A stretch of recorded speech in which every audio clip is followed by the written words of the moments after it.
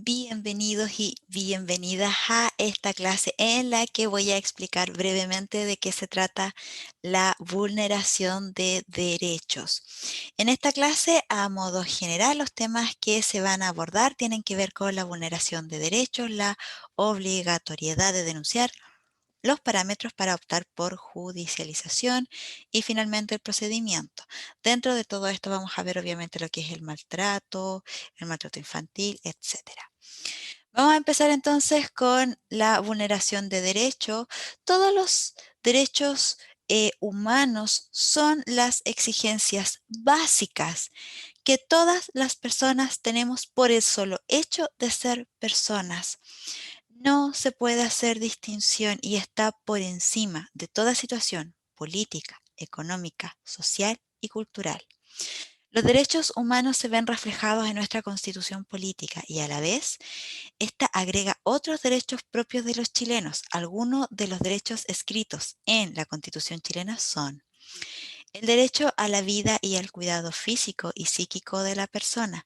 La ley protege la vida del que está por nacer también. La igualdad ante la ley. En Chile no hay persona ni grupo privilegiado. Tanto hombres como mujeres son iguales ante la ley. La libertad de conciencia. Todo chileno puede manifestar cualquier creencia y realizar sus cultos mientras no se opongan a la moral, a las buenas costumbres o al orden público. El derecho a la libertad personal y a la seguridad individual, la libertad de trabajo y su protección. Toda persona tiene derecho a ser contratada y a elegir su trabajo. El derecho a vivir en un medio ambiente libre de contaminación, el derecho a la educación. Los padres tienen el derecho preferente y el derecho de educar a sus hijos. La libertad de emitir opinión y la de informar sin ser censurados. El derecho de presentar peticiones a la autoridad sobre cualquier asunto de interés público o privado y la libertad de crear y difundir las artes, así como el derecho del autor sobre sus creaciones intelectuales y también artísticas. Dentro de lo que tiene que ver con la vulneración de derechos, en el año 1990, Chile ratificó la Convención de los Derechos del Niño, que se rige por 4 principios fundamentales que a su vez guían nuestra legislación, que son, primero, no discriminación.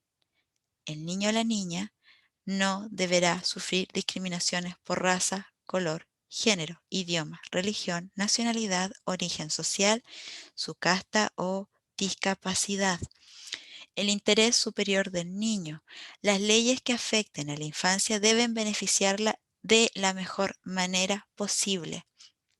La supervivencia, desarrollo y protección. Las autoridades de nuestro país deben proteger a los niños y garantizar su pleno desarrollo, tanto físico como social. La participación. Los niños tienen derecho a expresarse y a expresar todo lo que tenga que ver con su opinión en las decisiones que les puedan afectar y que obviamente sus opiniones se puedan tomar en cuenta. Esto significa que los niños cuentan con derechos como tener un nombre, una nacionalidad, vivir con uno o ambos padres que les brinden protección y alimentación, expresar opiniones libremente, que se proteja su vida privada, protección contra drogas ilegales, entre muchos otros. El concepto de vulneración de derechos va a corresponder justamente a cualquier transgresión a los derechos de los niños, niñas y adolescentes, establecidos en la Convención de los Derechos del Niño, la cual puede ser constitutiva de delito o no, dependiendo de nuestra legislación. Independientemente de ello, cualquier vulneración de derechos es grave, por lo que los estados deben realizar todas las acciones destinadas a poder prevenir estos hechos y a entregar lo que tiene que ver con los mecanismos de restitución de derechos una vez ya vulnerados. Cuando nosotros hablamos de lo que tiene que ver con maltrato infantil, la Convención de los Derechos de los Niños de las Naciones Unidas en el artículo 19 se refiere específicamente al maltrato infantil como toda forma de perjuicio o abuso físico o mental, descuido o trato negligente, malos tratos o explotación. Acá se incluye el abuso sexual. Mientras el niño se encuentre bajo la tutela de sus padres, de un representante legal o de cualquier otra persona que lo tenga a su cargo. De acuerdo a la Ley de Menores número 16.618, podemos definir el maltrato infantil como una acción u omisión que produzca menoscabo en la salud física o psíquica de los menores. Dentro del grupo familiar se distinguen los siguientes tipos de maltrato. Físico.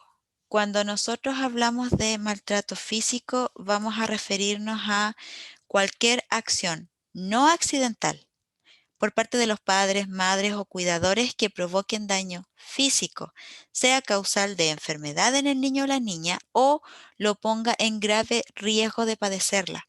Esta, por ejemplo, puede manifestarse a través de hematomas, cortes, quemaduras, marcas de agarrar al niño o a la niña o al adolescente con fuerza, marcas, por ejemplo, de mordeduras humanas, quemaduras de cigarrillo o impresiones de otros instrumentos. Además, es tremendamente frecuente que los niños y niñas presenten miedo de volver a casa o miedo del padre o la madre y temor ante la posibilidad de que se cite a apoderados para informar de la situación de este niño o esta niña en el colegio. Cuando nosotros hablamos de maltrato emocional o psicológico, aquí estamos hablando de el hostigamiento verbal habitual por medio de insultos, críticas, descréditos, ridiculizaciones, gritos, también lo que tiene que ver con la indiferencia, el rechazo explícito o implícito hacia el niño, la niña o también el adolescente. Esto también se puede manifestar a través de conductas del niño o la niña o el adolescente, tales como, por ejemplo, comportamientos destructivos, agresivos o disruptivos, o tener un patrón de comportamiento pasivo, aislado o sin emoción.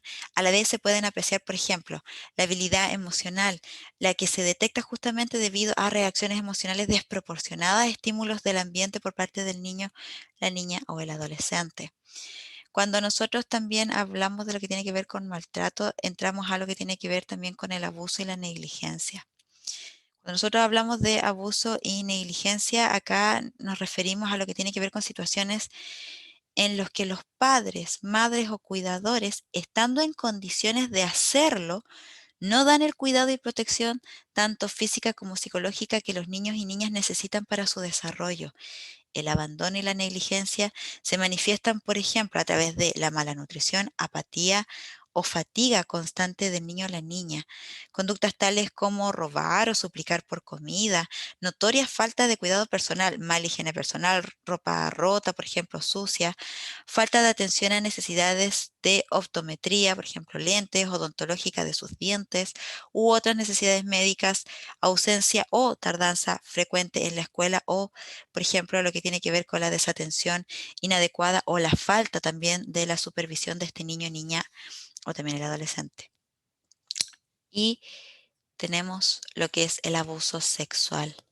El abuso sexual infantil ocurre cuando un adulto o alguien mayor que un niño abusa del poder, de la relación de apego o autoridad que tiene sobre él o ella y se aprovecha de la confianza o el respeto para hacerlo participar de actividades sexualizadas que el niño o la niña no comprende y para las cuales es incapaz de dar su consentimiento. Los indicadores específicos de abuso sexual vamos a encontrar tres tipos. Los referidos a señales o indicadores físicos en la niña o el niño o que pueden ser detectados en su caso por parte del médico o pediatra que explore obviamente al niño o la niña tras su ingreso por primera vez en un recurso residencial, por ejemplo. La propia revelación de los hechos por parte de la víctima. Por lo general, sobre todo cuando el abuso sexual es intrafamiliar, está dentro de la familia, es muy difícil que la víctima lo diga abiertamente. La revelación, sobre todo en estos casos, es compleja porque hay una relación de autoridad, hay una relación que estos niños desarrollan, sobre todo cuando el abuso sexual es permanente, en donde el niño o la niña tienen estos sentimientos ambivalentes de amor y odio. Lo amo porque es mi papá, lo odio porque me hace daño. Por lo tanto, muchas veces lo que tiene que ver con lograr intentar revelar la situación le genera culpa, miedo. Y muchas veces el abuso sexual está muy relacionado con lo que tiene que ver con el secretismo. Por lo tanto, está relacionado también con, esta es una relación especial, debemos mantener el secreto, tú no puedes contar a nadie y en algunos casos ya cuando el niño puede tener la intención de develarlo, empiezan las amenazas. Si tú hablas, todo el colegio se va a enterar, si tú hablas vas a destruir a tu familia, si tú hablas me van a meter preso, por lo tanto no me vas a volver a ver nunca más y esto va a ser terriblemente doloroso, todo esto es tu culpa, tú te dejaste. Por lo tanto, todos estos aspectos generan obviamente que sobre todo lo que tenga que ver con la develación sea mucho más complejo, pero puede obviamente ocurrir también. Conocimientos o comportamientos sexualizados que suelen estar asociados a experiencias de violencia sexual infantil. Por ejemplo, lo que tiene que ver con los dibujos, con juegos sexualizados, en donde el niño o la niña no tiene este conocimiento. Por ejemplo, la masturbación es normal entre los 3, 4 años, 4 años y medio, hasta los 5, porque se están explorando. Pero otra cosa, por ejemplo, es la masturbación compulsiva. Eso tiene que ver con aspectos no normales, también con juegos donde hay posiciones sexuales, por ejemplo, que evidentemente un niño de 3 o 4 años no debiese manejar o tiene un lenguaje que es sexualizado, su comportamiento muchas veces, sobre todo cuando el abuso sexual infantil es prolongado, se empieza a sexualizar. Por lo tanto, se empieza a vincular con los demás a través de su cuerpo, de roces, de sentarse en las piernas, de acariciar. Por lo tanto, todo esto siempre se va a asociar a lo que tiene que ver con experiencias de violencia sexual infantil. Las consecuencias del maltrato infantil se hacen visibles a mediano y largo plazo en el desarrollo psicosocial y físico de las personas. Es probable que detrás de problemas de aprendizaje, de comportamiento, de agresividad, se escondan situaciones de maltrato físico, abuso, abandono. Los daños emocionales causados a temprana edad pueden significar marcas imborrables para toda la vida. Un niño, una niña o un adolescente que ha sido maltratado podría llegar inclusive a ser un adulto maltratador y violento. No es la norma general, no es que esto se va a dar sí o sí, pero obviamente va a haber más predisposición porque es la forma en cómo se ha vinculado, es la forma en cómo sabe que entre comillas se hacen las cosas, no conoce el amor, no conoce el cariño. Y esto obviamente va a volver a reproducir lo que tiene que ver con la violencia física, psicológica, por ejemplo, hacia sus parejas, hacia sus propios hijos.